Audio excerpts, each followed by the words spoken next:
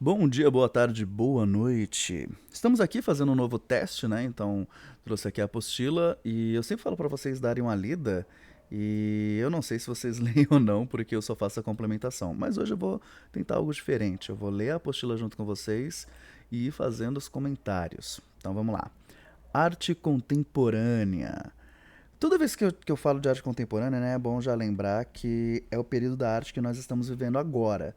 Então, conterrâneo é a pessoa que vem da mesma terra, contemporânea é a pessoa que vem do mesmo tempo. Todos nós somos contemporâneos. As obras de arte que são feitas agora, elas são chamadas de arte contemporânea porque é o que está rolando agora. Só daqui a 50, 100 anos, os nossos netos, bisnetos, que vão olhar para a arte de agora e dar um nome. Antes da arte contemporânea, nós tivemos a arte moderna, né? Estamos vivendo até o pós-moderno, como alguns já estão começando a chamar esse período de agora. E ele meio que não acabou. Na verdade, qualquer obra pode ser feita e encaixada. Não, essa obra, ela lembra o renascentismo, essa obra, ela lembra o cubismo e assim por diante. Enfim, vamos começar. Arte contemporânea. Uma obra que consiste em uma série limitada de latinhas, apenas 90 exemplares numerados, contendo fezes do artista vendidas a peso de ouro. Pode ser considerada arte? Não, você não ouviu errado. O artista, ele pegou potinhos e literalmente preservou fezes, né? No dito popular, merda. Até o nome da obra já faz menção a isso. Merda d'Artista, de Piero Manzoni, 1961. Ou seja, não é uma parada que foi os dias de hoje, que fala, hoje em dia os artistas não sabem fazer mais nada, é tudo uma loucura, pipipopó. Não, isso foi década de 60, já faz um tempinho. E é, eu ia perguntar se vocês comprariam, mas acho que eu já sei a resposta. Enfim, vamos lá. Em 1961, o italiano Piero Manzoni criou a obra Merda d'Artista, no rótulo registro do conteúdo da latinha. 30 gramas de fezes do próprio artista, abre aspas, recém-preservadas, produzidas e enlatadas em maio do mesmo ano. Parece uma ideia chocante pessoas terem realmente comprado um exemplar da obra, ainda mais por um preço tão alto. Contudo, o valor da obra consistia em seu conceito, e não em sua matéria ou na habilidade manual do artista. Manzoni criou ali uma reflexão sobre a arte, o artista, o público e, principalmente, sobre a comercialização e a idolatria criada sobre tudo isso. Esse é um ponto interessante que abre bastante debate, que é o valor da arte. Como é que eu vou dar preço numa obra de arte? Como é que eu digo que vale o que não vale? Quais vão ser os parâmetros que eu vou utilizar? Quem não estuda muito arte tem a tendência a achar que a obra tem a ver com o valor do material usado. Então, assim, se eu usei ouro, pedras preciosas, vai ser muito caro.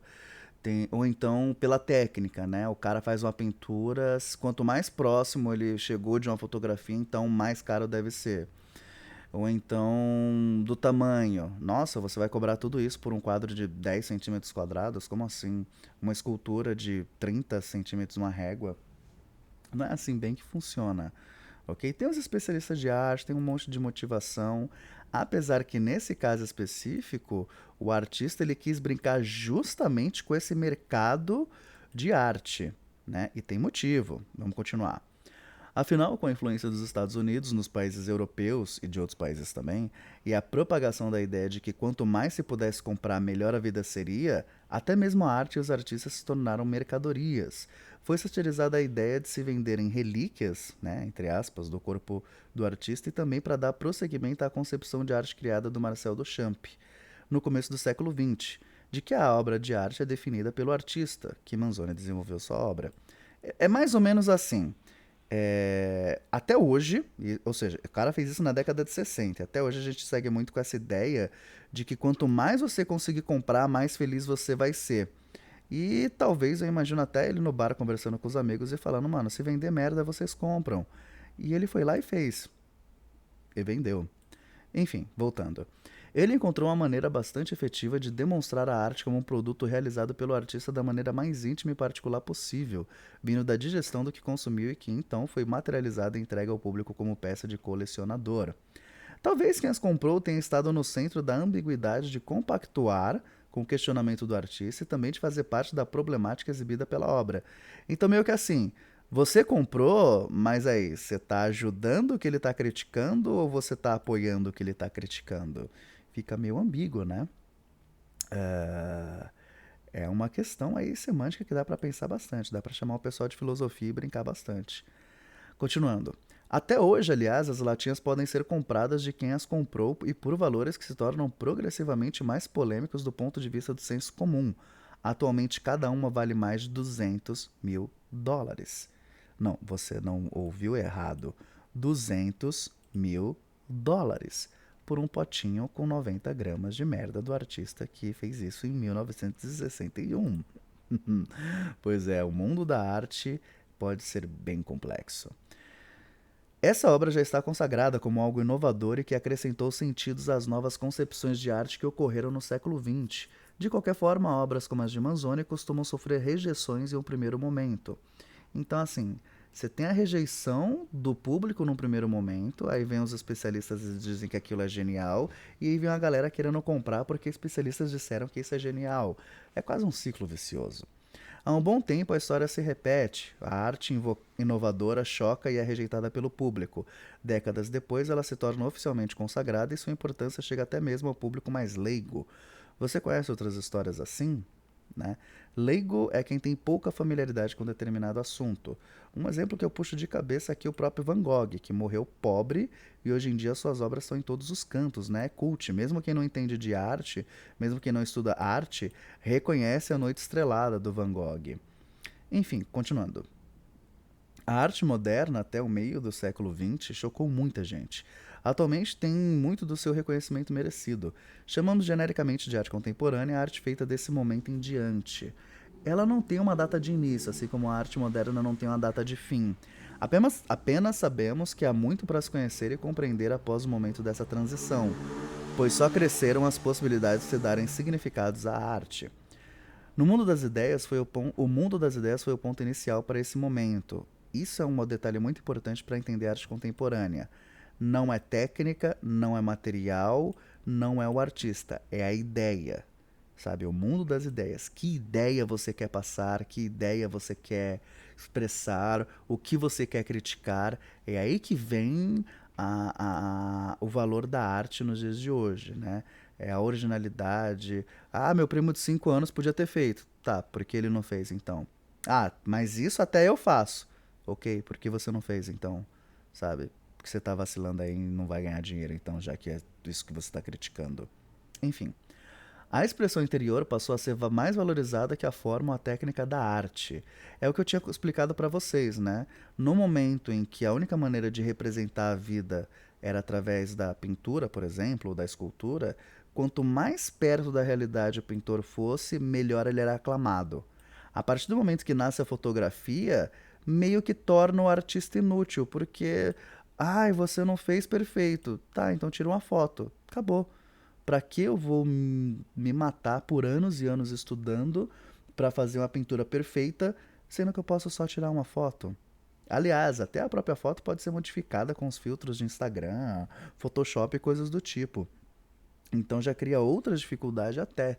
Então o artista, a partir do ponto que ele já não precisa mais representar a realidade, ele pode representar aquilo que está dentro dele, os seus sentimentos.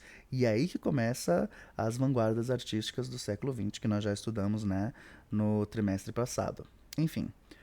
Ou seja, o que a arte tinha a dizer passou a ser o principal objetivo do que ela tinha a mostrar. Em questão de beleza ou habilidade do artista, pensando dessa maneira, reflita: quando se mudam os parâmetros, faz sentido julgar algo da mesma maneira que julgávamos antes dessa mudança? Antes de existir a fotografia, por exemplo, retratar alguém ou alguma coisa dependia da habilidade técnica do artista. A partir do momento que a fotografia deu conta dessa função, as artes ganharam novas formas de serem pensadas, tanto em funções quanto em ideias. Né? Acabei de falar isso, está aqui na apostila, olha só que maravilha. Então, como podemos olhar para uma obra de arte contemporânea e julgá-la como o ideal de quem espera uma arte que imite a realidade? Né? Como é que eu posso valorizar uma arte de hoje em dia com a cabeça da Idade Média? Como é que eu posso dizer o que vale ou não feito ontem, como se eu tivesse 30, 50, 100 anos atrás? Entendeu? A própria valor da arte depende da época em que ela é vista. Como eu citei, né, Van Gogh, na época que ele pintou, não valia nada. Hoje em dia a obra vale milhões. Tem obras que não têm valor. O pessoal só diz, meu, não dá para calcular. Quanto será que valia a Mona Lisa quando Da Vinci pintou? Né? Podia até valer bastante. Com certeza não mesmo tanto que hoje. Assim, a partir dos anos 50 surgiu a arte conceitual, uma arte cujo foco eram as ideias e não a técnica. Um jogo de xadrez cujas peças são todas brancas e que provavelmente não foi confeccionado pelas mãos do artista. Também pode ser arte? Aqui nós temos, né, uma foto da obra Jogo de Xadrez Branco, ou Play It by Trust, Jogue na Confiança, de Yoko Ono, 1966. Não foi ela que produziu essas peças, não foi ela que produziu a mesa, sequer foi ela que tirou a foto. Ela pode ser considerada a artista disso? A idealizadora? Ah, então idealizar já é se tornar a obra de arte ou produzir? São questões filosóficas. Mas continuando. Essa é uma das muitas obras de arte conceitual criadas por Yoko Ono, artista conhecida pelo grande público por ter sido casada com o músico John Lennon, né, que era dos Beatles, uma das maiores bandas de rock de todos os tempos. Nós já estudamos um pouco do rock, mas não entramos muito na importância do Beatles. Toda vez que a gente fala da Yoko Ono, já lembra só que ela foi casada com ele, que foi uma fase muito conturbada na relação da música. Só que a gente tem que lembrar que ela já tinha uma carreira sólida nas artes visuais antes mesmo de conhecê-lo. Então ela já tinha o seu valor antes de ser apenas a mulher do John Lennon, né? Vamos tentar sempre lembrar isso, ter isso em mente. Até hoje é reconhecida artista contemporânea. Muitas obras de Yoko tratam da ideia da paz em face em um mundo cheio de violência. Esse tema tem muito a ver com a origem da artista, que é japonesa, e com os contextos da guerra em que viveu, a Segunda Guerra Mundial e a Guerra do Vietnã, quando já residia nos Estados Unidos, além da brutal morte de seu marido assassinado a tiros na entrada do edifício onde morava em Nova York. Então, assim, ela teve o marido assassinado. Ela viveu duas guerras, né? Uma delas bem de perto, a outra já um pouco mais longe. Então ela vem de uma época que as pessoas buscavam paz. Você teve um movimento hippie, né? Que até hoje a gente lembra de paz e amor. Você teve sempre uma luta e ela fazia suas obras baseado nisso. Então, xadrez, você tem o branco e o preto numa disputa. E se todos fossem brancos? E se todos fossem pretos? E se todos pipipopó? Então, como é que eu faço a obra voltado para expressar a paz, né? Aqui do lado tem no Explore Mais de Vocês uma exposição de Yoko Ono em São Paulo. Então dá uma olhadinha aí no QR Code e vamos lá. Tem também aqui outra matéria, né? 5 fatos que explicam a força e o poder de Yoko Ono no mundo das artes. Também QR Code, só ir no link, né? Continuando aqui. No jogo de xadrez branco, alguém ganha ou perde. Num jogo de xadrez branco, alguém ganha ou perde?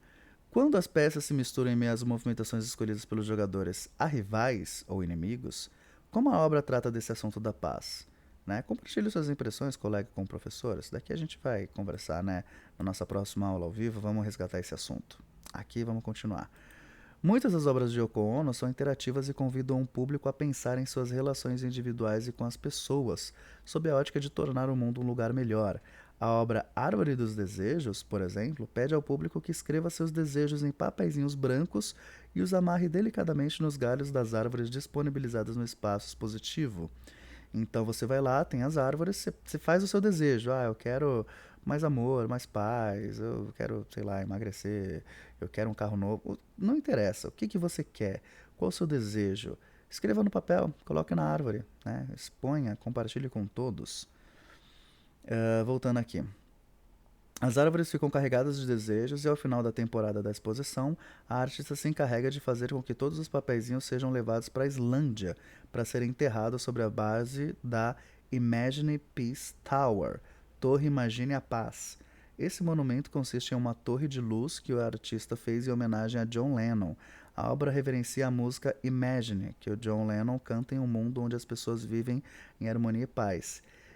Essa música Imagine é um hino, né, da paz até hoje. Procurem escutar que ela é a coisa mais linda, né? Abrindo parêntese aqui, né, para ir além, a árvore dos desejos na cultura oriental. O Tanabata Matsuri, Festival de Tanabata, é um festival japonês tradicional criado com base em uma antiga história mitológica. Nela, uma princesa, Orihime, e seu amado, Kangyu, são proibidos pelo pai da moça de se encontrar, exceto uma vez por ano na sétima noite do sétimo mês do calendário lunar, e apenas se realizarem os desejos das pessoas da Terra nesse dia. O casal é representado pelas estrelas Vega e Altair, que ficam em lados opostos da galáxia e realmente são vistas apenas uma vez por ano. No festival, as pessoas penduram seus desejos com papéis coloridos em galhos de árvores. Atualmente, o Tanabata Matsuri é realizado em diversos lugares do mundo onde se concentram imigrantes e descendentes de japoneses. São Paulo, por exemplo, é um desses lugares. Provavelmente ali na Liberdade, creio eu. Esse tipo de festival, quem assiste anime, quem acompanha, né, a cultura oriental, já deve ter visto. Enfim, voltando aqui pro conteúdo, né? A arte conceitual abrange uma gama imensa de temas e possibilidades, e como já vimos, nem sempre assuntos tratados pelos artistas são imediatamente agradáveis ao público, como a Árvore dos Desejos. Essa é uma questão muito grande da arte contemporânea, né? Ela vem para incomodar, ela vem para causar, ela vem para assim, pra, sabe, meter o dedo na ferida. Então, muitas vezes ela pode ser muito legal, fofinha, meu Deus, que coisa linda, eu quero tirar uma selfie, como ela pode ser, meu Deus, que coisa horrível. Enfim, a cultura dos Estados Unidos dos anos 50 estava influenciando fortemente outros lugares do mundo. Isso ocorreu porque, diante da vitória na Segunda Guerra Mundial, o país ganhou grande poder político e econômico, além de oferecer suporte econômico a países europeus devastados pela guerra. Isso vocês vão ver mais em história, né? Quais são os resultados da guerra, e os Estados Unidos ele ficou longe do conflito, então ele economizou bastante. Aí vocês conversam com o professor Léo, esses detalhes, mas os Estados Unidos ajudaram financeiramente a reconstrução de diversos países que foram devastados pela guerra, inclusive o Japão, que foi devastado por eles, mas enfim, detalhes para outro dia. E isso fez os Estados Unidos serem exaltados e sua cultura ser facilmente difundida. Todo mundo conhecia os Estados Unidos, todo mundo conhecia a cultura, a música, os filmes, as séries. É que nem hoje em dia. Se você puxar o seu celular agora, as músicas que você escuta, você vai reparar que ou é português ou é inglês.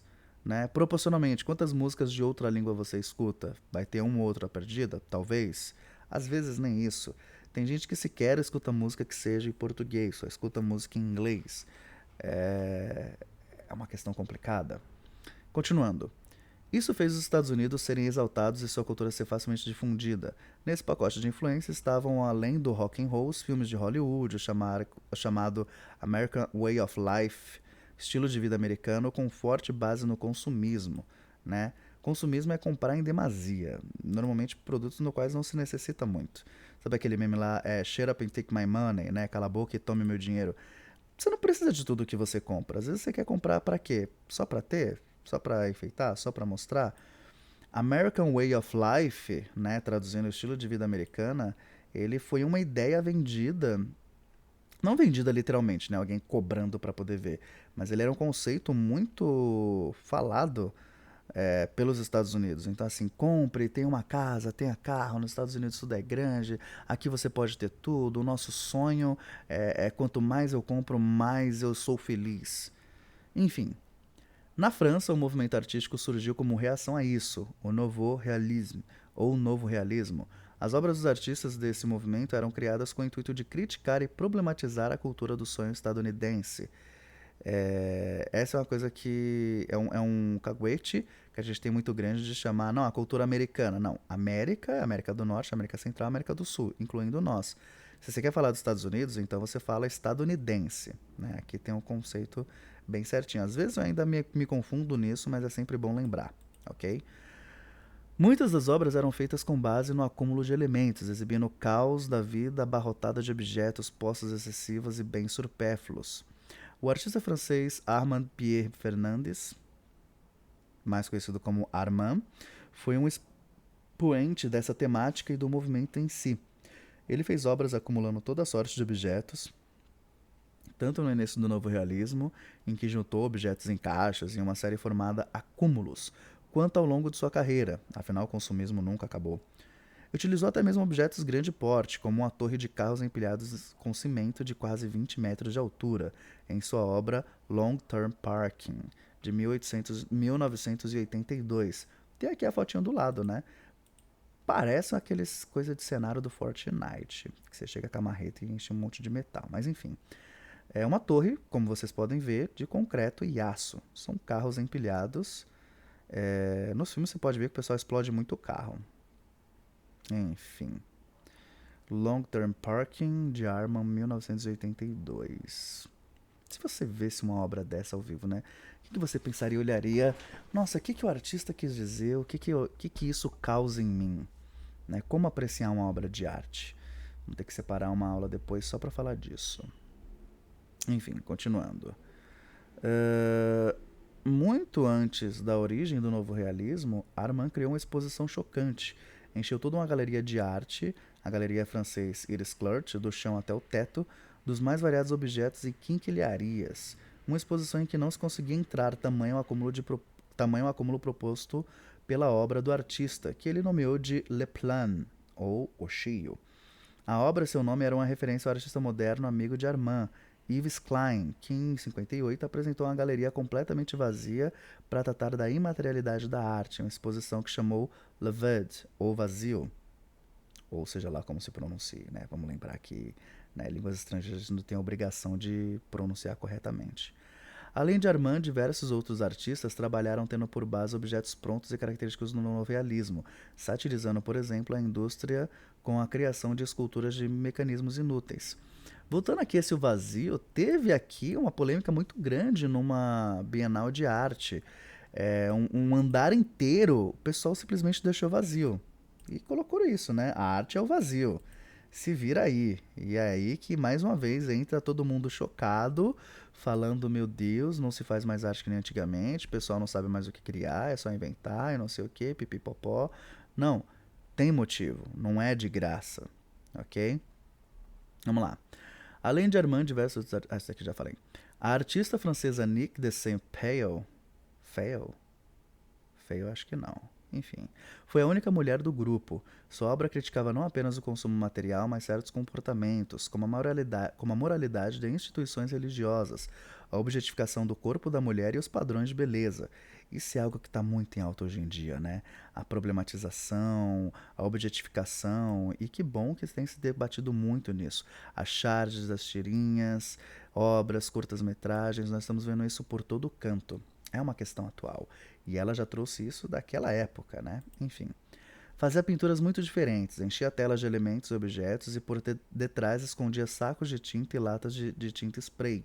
A obra em si se realizava por meio de tiros de espingarda que a Nick disparava sobre a tela, fazendo escorrer e explodir tinta por todo o conjunto de coisas que havia preparado. Em muitas dessas obras, ela convidava o público a participar em um evento artístico chamado Happening. Nota: happening significa acontecimento em inglês. O termo acontecimento ou acontecendo, né? Que o ing no final, até onde eu lembre, tem sentido de verbo continuado. Enfim, o termo foi empregado pela primeira vez no final dos anos 50 pelo artista Alan Caprow. Enfim, para designar uma forma de expressão artística que utiliza elementos das artes cênicas e envolve participação direta ou indireta do público, dando à obra um caráter de imprevisibilidade e improvisação. Happening é acontecimento. É tipo, meu, tá rolando, tá acontecendo, vamos que vamos. Cada vez que você faz é diferente, porque depende muito da reação do público, depende muito de como vai acontecer. Por exemplo, ela dava tiro nas latas de tinta. Cada hora que ela desse um tiro, formaria um desenho diferente. Enfim. Para chegar a essa forma tão diferente de fazer arte, a artista trilhou um caminho bastante difícil. Ainda jovem, teve um quadro severo de eventos psiquiátricos causados por estresse pós-traumático durante a infância.